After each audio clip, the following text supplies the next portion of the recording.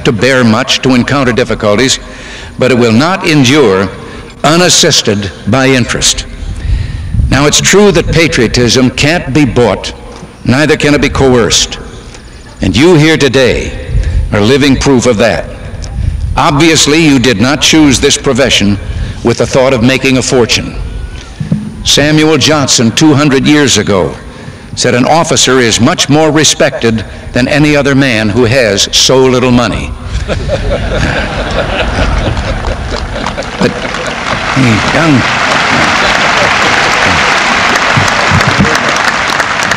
young men and women volunteered for duty in our armed forces and then found that too much of their reward was expected to be patriotism.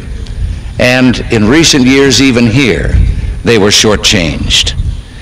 In much of the 70s, there was a widespread lack of respect for the uniform, born perhaps of what has been called the Vietnam Syndrome. And the result was inevitable. A fall-off of enlistments, but even worse, a drop in re-enlistment resulting in a great loss of experienced non-commissioned officers. The cry for a draft arose to a crescendo. Well, I still believe there is another way, one more in keeping with our system of rewarding those who work and serve on a scale commensurate with what we ask of them. I don't suppose we could put an exact price on the sacrifice that we ask of those who guarantee our safety. But one thing is certain, they deserve better than a bare subsistence level.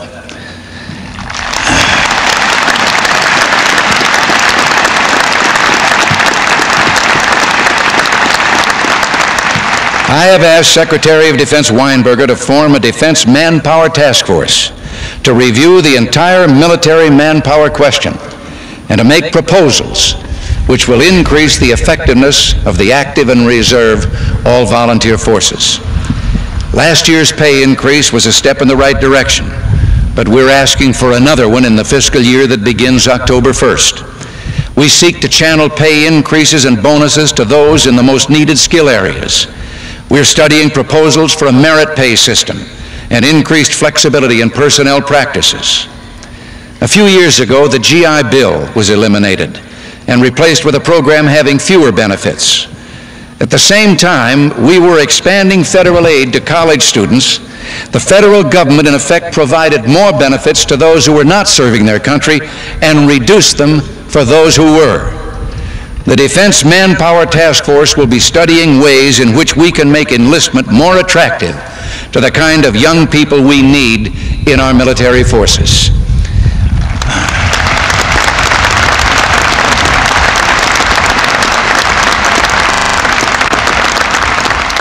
Already, enlistments are up, and so are re-enlistments. And surprisingly, or maybe we shouldn't be surprised, many who have already left the service are now returning. There's also been a decided rise in quality as measured by educational and testing attainment. Something other than pay and benefits contributed to this. I mentioned earlier the new spirit that is abroad in our land. The era of self-doubt is over. We've stopped looking at our warts and rediscovered how much there is to love in this blessed land. All of us together, and you very definitely in the post you go to, can help restore the sense of pride our men and women are entitled to have in wearing the uniform. Let friend and foe alike be made aware of the spirit that is sweeping across our land, because it means we will meet our responsibility to the free world.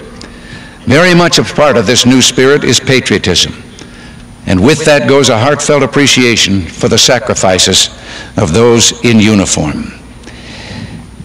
You are a prime ingredient that keeps us free, that protects all we cherish and hold dear. You can transmit the historic heritage which is in the very air of West Point. The first Purple Heart Medal was awarded here. It was the first decoration ever given to an enlisted man. At Trophy Point, I'm told there are links of a great chain that was forged and stretched across the Hudson to prevent the British fleet from penetrating further into the valley. Today, you are that chain, holding back an evil force that would extinguish the light we've been tending for 6,000 years.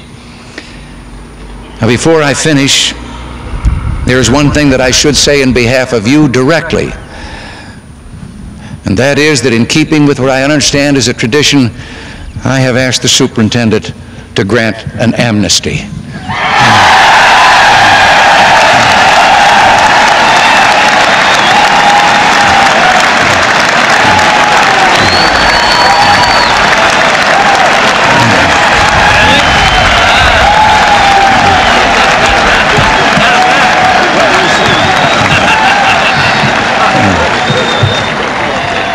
I knew I should have saved that for the last, but seriously, I wanted to close with some other remarks.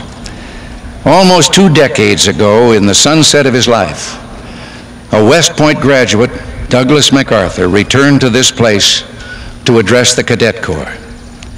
No one who ever heard him that day can ever forget his call to duty, honor, country, nor his declaration that so long as there was breath in his body, he would hear the words, "The Corps, the Corps, the Corps."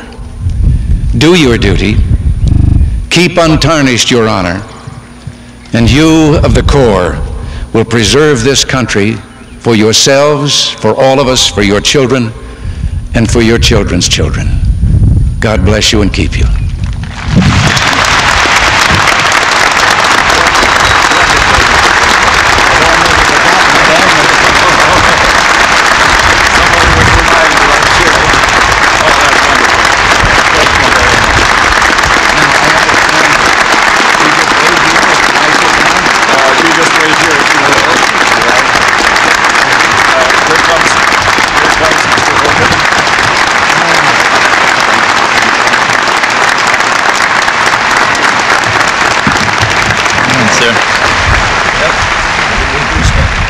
Mr. President, on behalf of the class of 1981, I would like to thank you and to express our appreciation to you for taking time out and traveling to West Point to speak to us at our graduation ceremony.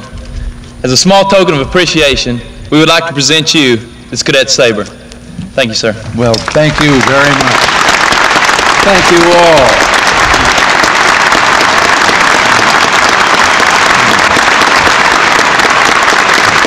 Senator,